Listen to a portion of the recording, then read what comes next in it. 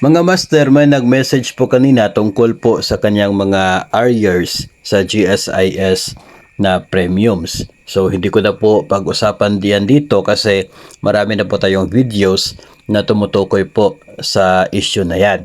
Dito kasi ay meron siyang nabanggit no, na parang hearsay doon sa kanila na baka raw kaunti lang yung net take home ng kanyang co-teacher na nag-retire dahil sa unpaid na premiums dito po sa GSIS.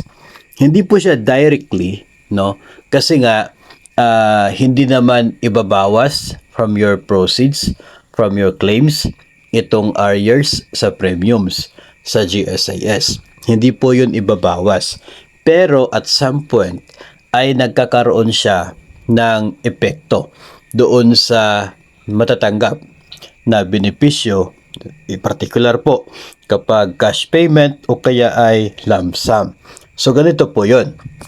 Kapag may arrears sa inyong premiums sa GSIS, ibig sabihin mas mababa ang inyong nakarecord na period with paid premiums kasi may arrears, no? So malaki yung difference ng length of service doon sa period with paid premiums. Kung mababa ang PPP or period with paid premiums, apektado ang inyong computed na monthly pension. Kasi si monthly pension, ang gagamitin po niya sa kanyang formula ay yun pong inyong PPP. So dahil sa kakulangan sa remittances, mas mababa ang PPP, mas mababa ngayon ang computed pension. Then, yung cash payment from GSIS o kaya ay maging yung lump sum ay dependent po sa kung magkano ang computed pension. Kapag doon ka pipili sa pension agad, makakatanggap ka ng 18 times ng inyong computed pension. So, apektado ang makukuha mo kasi mas mababa yung computed pension niya.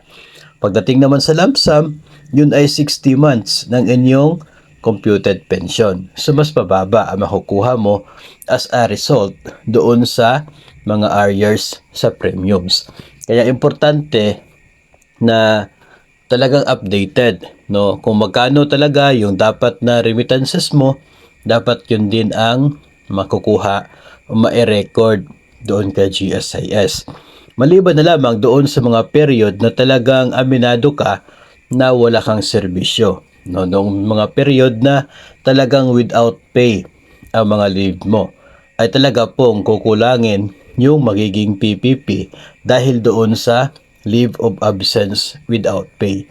So talaga pong may epekto yun. So hindi mo na lang ipaglalaban yun kasi wala ka talagang makukuha na PPP sa period na ikaw ay leave without pay. So normal yun. Pero yung mga time na tumaas yung sahod, may salary increase, pero hindi ka agad nag-reflect doon sa natanggap mo na sahod.